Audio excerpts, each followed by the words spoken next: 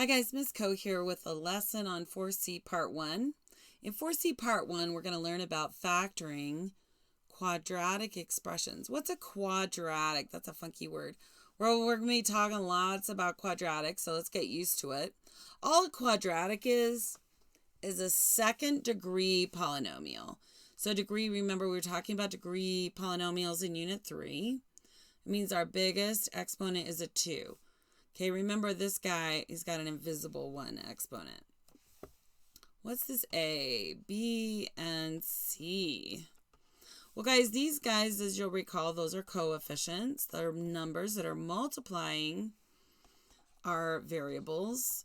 And C, of course, is a constant, meaning it's a number, right, without a variable. This is the general form of a quadratic. Okay, this is called standard form. And that's how you're going to need to be thinking about writing quadratics going forward, standard form, right? Our biggest exponent term first. When we're factoring a quadratic the problem it only has 3 terms, right? 3 terms. And what we've learned how to do when we're factoring polynomials, we've learned how to factor by grouping. Factor by grouping, and that's really what we're going to want to do. So we can see here that we've got 3 terms, and remember in 4b part 2 we had 4 terms, and remember that our 2 middle terms were both x term. So what we're going to learn how to do when we're factoring quadratics or 3-term polynomials is what I like to call splitting the middle. All right? Splitting the middle. We're going to make 2 x terms, and that's going to help us factor by grouping.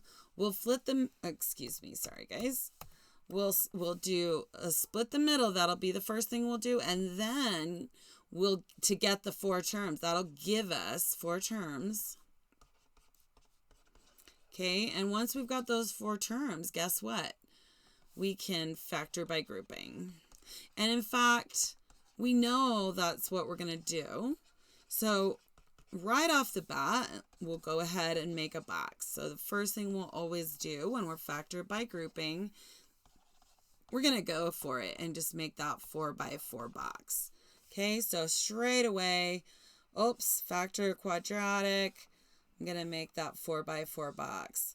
And when I do that, when I go ahead and make that box, here's how we're going to do it. That first term will go in the first spot. So here that x squared term, we'll put it in the first spot. That last term, we'll put in the last spot. We got to split these guys, okay? And here's how we do it. We're going to split the middle, and we do it using the numbers game. What does that mean, the numbers game? When we play the numbers game, we're looking for 2 numbers. Those numbers need to multiply to our A times C, and they also need to add to B. Now, A, C, B, what? Well, let's look back up here, guys. Turns out that A is our coefficient on that x squared term. C is our constant. And if we follow the numbers game, it's going to allow us to split this middle term to be able to factor correctly, okay? So when we split that middle term, it's got to be able to collapse back into it. So it's got to add up to 5x, okay? The key is that we also want it to multiply to A times C, okay? That's our big rule. So this, we're always going to multiply the coefficient here in front of our x squared term, okay? That's our A, and our last term, our constant, which is our C. So when we multiply those, it's 6. Guys, on this section, our A is always 1. It's going to make things a little easier as we're getting used to this. So our A times C is 6. We're going to also get in the habit of writing out what B is so that we know, hey, I need factors of 6. They've got to add to our B term, or 5, okay? So that's our numbers game. Two numbers, they've got to multiply to A times C and add to B. So since they have to multiply to A times C, they have to be factors of 6. So the factors of 6, we've got a 1 and a 5 and a 2 and a 3. Which factor pair adds up to 5? Well, this 2 and the 3.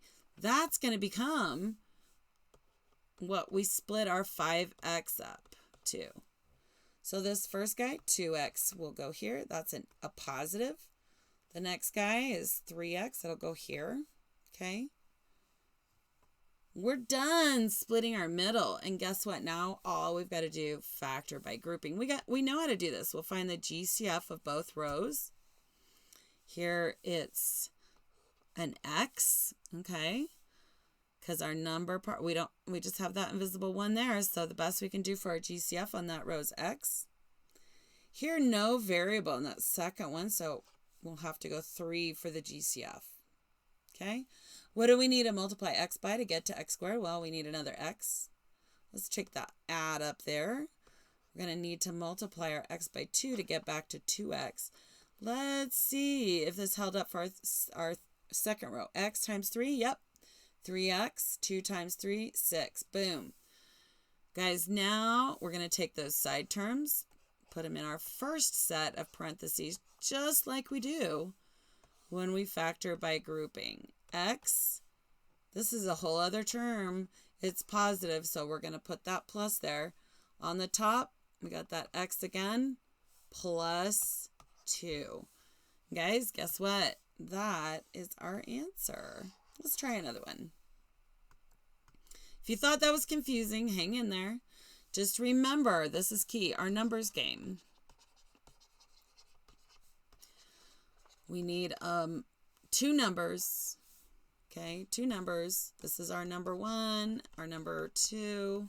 Oops. We've been doing this as our bell ringers, right? These guys have to multiply to A times C, and they've got to add to B. So what are A times C? Well, this whole section, that A is an invisible 1. C is that last term, or a constant. Okay, we know that we're going to factor by grouping. So we just go ahead and we start off making our box, okay? We're going to go ahead and start off making our box. And we'll put the first term in the first spot right here. X squared, our last term, goes in that last spot, okay? Then we're going to do just like we've been doing, GCF for the top row, GCF for the bottom row.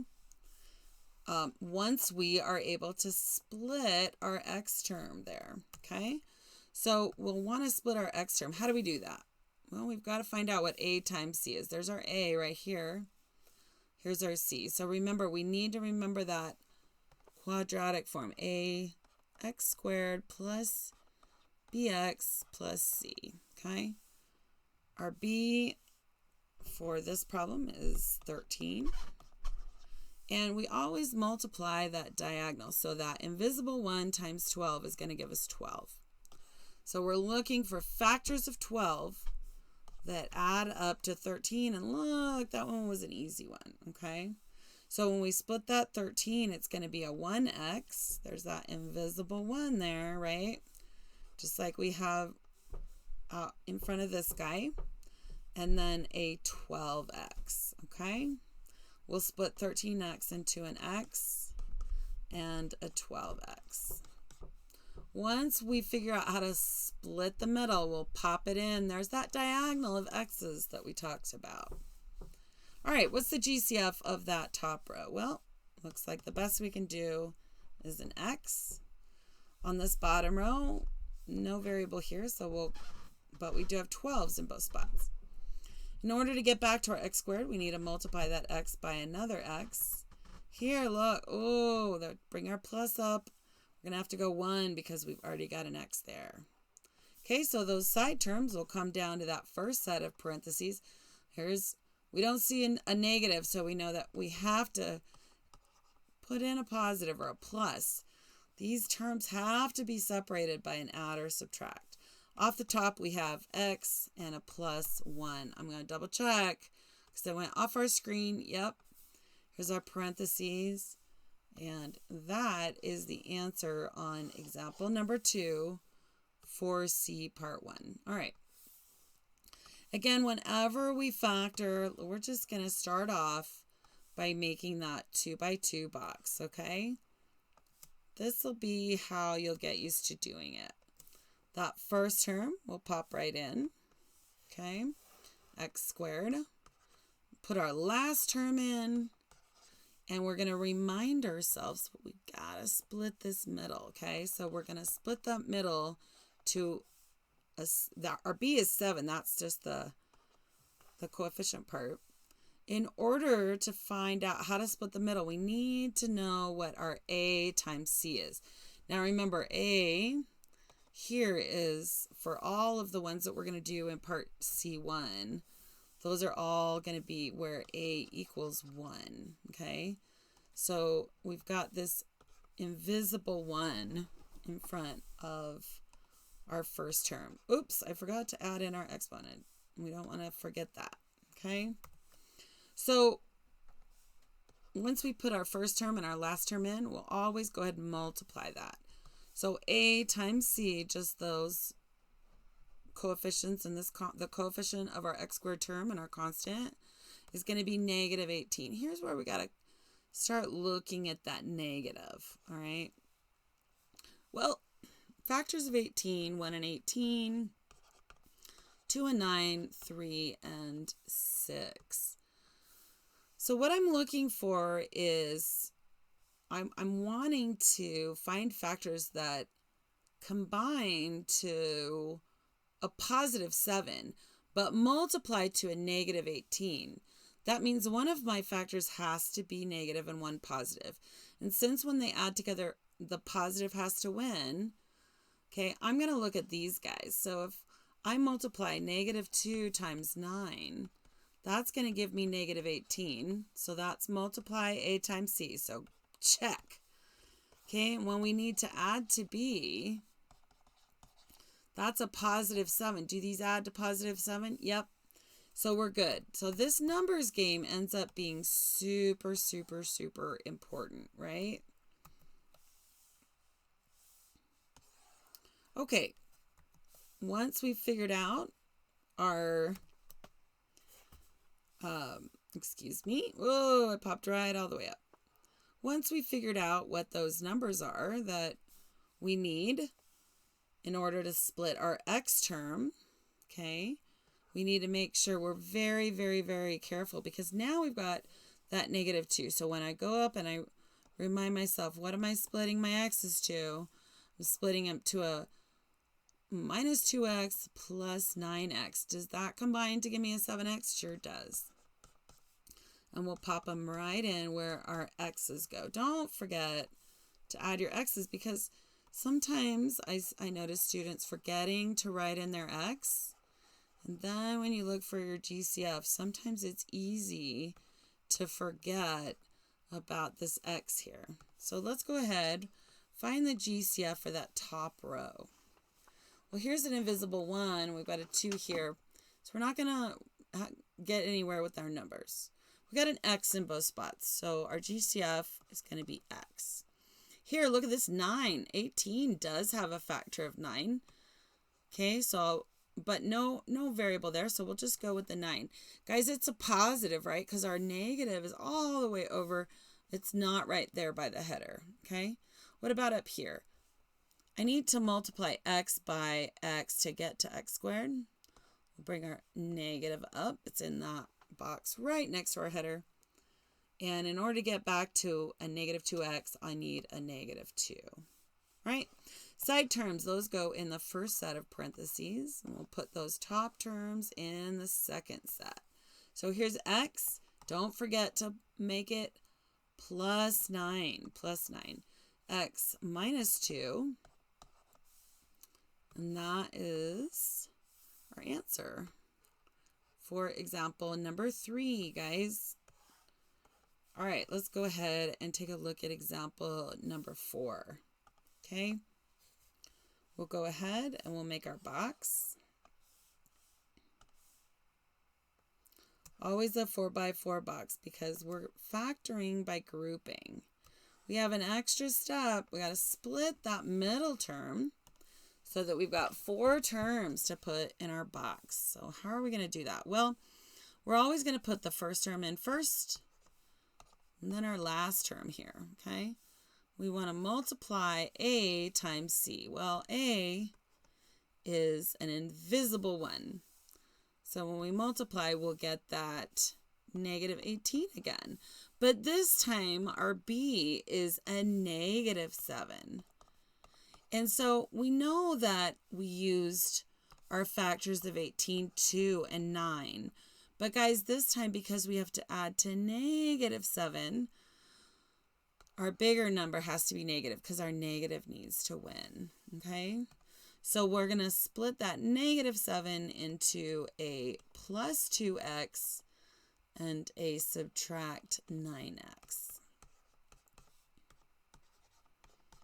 Okay, again, why the numbers game ends up being so important is it helps us split our middle term, right? All right, let's do the GCF of our row 1 and our row 2. Looks like we can just do an X here. But here we've got that subtract in that first box by our header. So we'll pop that out. We've got 9s in both of our spots. We need to multiply our x by another x to get to x squared and a plus 2 to get to plus 2x. Let's make sure that we did it right. If we did, then when we multiply for our second row, everything's going to look good, which it does. So let's take those side terms. We'll put them in our first set of parentheses. And in the second set of parentheses, that's where we'll put the terms on the top. Always remembering we've got to have an add or subtract in between each term, okay?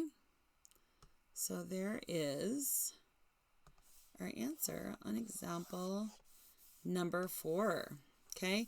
You can see how that looks like a multiplication of polynomials problem, and that's what it is, exactly what it is, okay?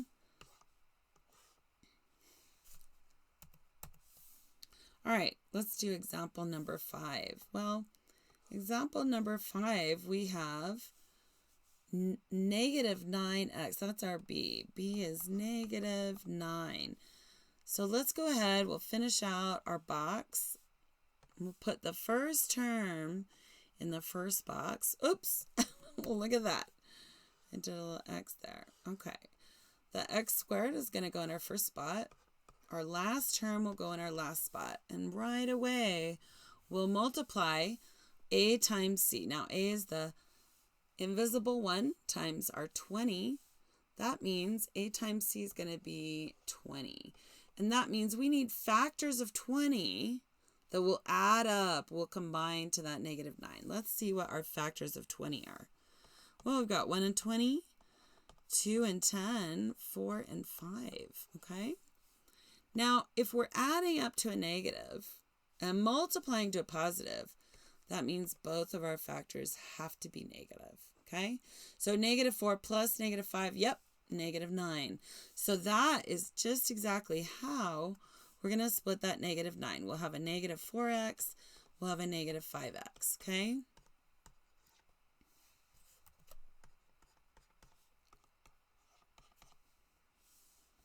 All right, let's get the GCF for the top row and the second row. GCF for that top row is going to be an X. For that bottom row, here's that negative on that first box. We're going to pop it out. Okay, it's the best we can do, negative 5 from both of these spots. Okay, we'll take x times x to get x squared. Negative 4 times x to get negative 4x. Here's our x times negative 5. Let's check that second row. Yep. Negative 4 times negative 5, positive 20. Perfect. Okay, the top terms will go in the second set of parentheses. Side terms will go in that first set of parentheses. And those parentheses, we won't put anything in between because really our answer is a multiplication of polynomials problem, right? And there's our answer to example number 5, okay? All right, check the notes for your last example. Thanks for watching, guys.